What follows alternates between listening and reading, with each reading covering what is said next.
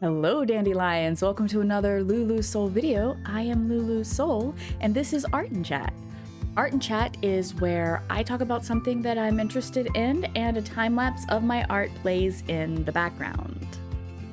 I often record these segments either streaming on YouTube or on Twitch, so if you are ever interested in seeing my art done live, well, that's how you can do it. In today's segment, I'm going to be talking about Inktober.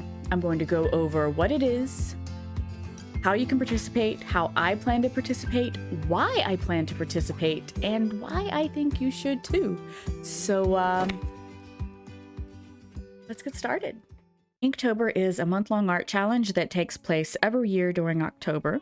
The whole idea behind it is every day for 31 days, you create an inked artwork.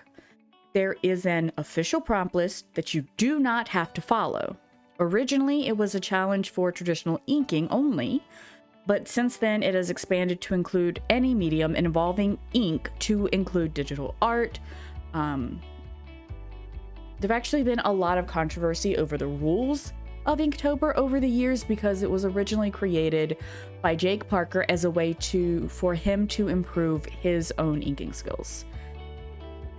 Over time, as Inktober has become more and more popular, the same questions keep popping up. Can I do it digitally? Can I add color to my pieces? Can I sketch first? Can I prep ahead? The overall answer to all of these from Jake Parker himself, as of right now, as of the recording of this video, consists of, yes, you may prep ahead of time. Yes, you can do a sketch.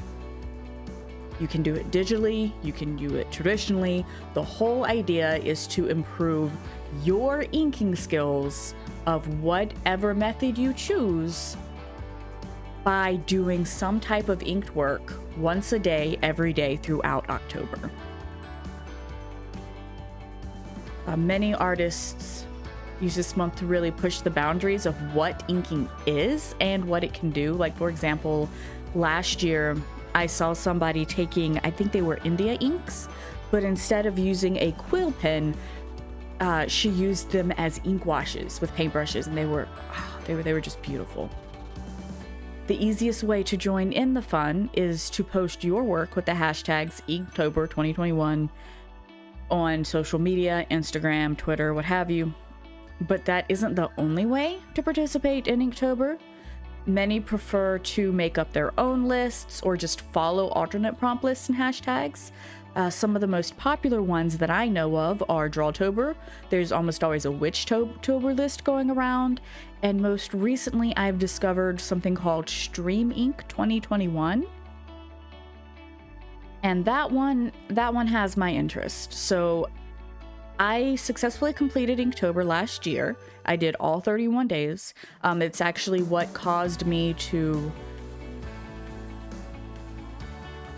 finally make that jump and start my online presence. I opened my sticker shop on Etsy. Since then, I have moved most of my designs over to Redbubble, but I do still have an Etsy shop. It's what had me start streaming to begin with. And this year, I really plan to push some of the boundaries that I have. So I will be following the official prompt list, and I will be doing that traditionally. So I have my sketchbook. It actually just came in today. It's much larger than I thought, so that's a little intimidating. But I will be sketching out designs throughout September, and then in October, I will be looking up different traditional inking techniques, and I will be applying them to the sketches that I have created for the Inktober prompt lists. But I am primarily a digital artist, as you guys can see, digital art on the screen here. So I mentioned before that I was interested in StreamINK 2021. That is what I will be doing digitally. So you will effectively see two different prompts from me as I post my Inktober creations. I definitely predict that I will probably end up going harder on one prompt list over the other, though I'm not sure which one yet, because both lists are honestly really, really fire. But so yeah, I'm going with traditional inking, which I am not comfortable with, and then I'm going digital inking, which I am more comfortable with, but I want to I want to see how far I can get with that. Now, I may not be posting all of my submissions daily, but I would definitely expect a fair amount of increased content from me come October. More streams, more videos. Things are definitely going to be ramping up. But now, the most important part of this video, why should you participate in Inktober?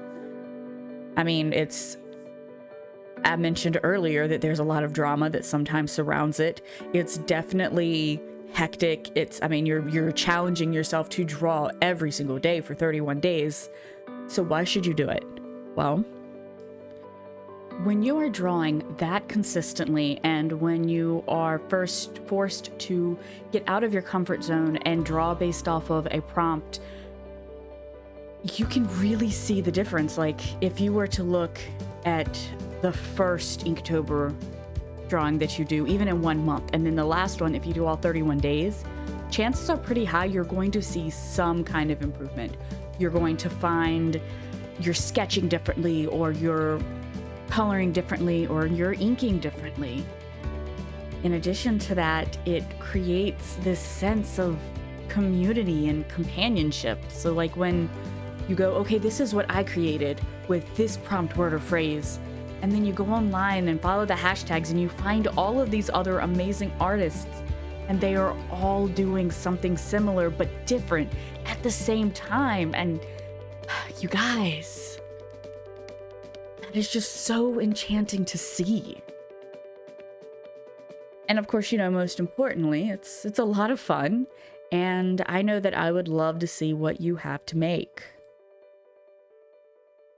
And honestly, that's what I've got to say on that. So thank you so much for listening, Dandelions. Remember that I stream on both YouTube and Twitch if you'd like to see my artful process. If you just want to hang out, I also stream video games. And I have a Discord, but either way, I will see you next time. This is Lulu Soul, signing out. Bye-bye.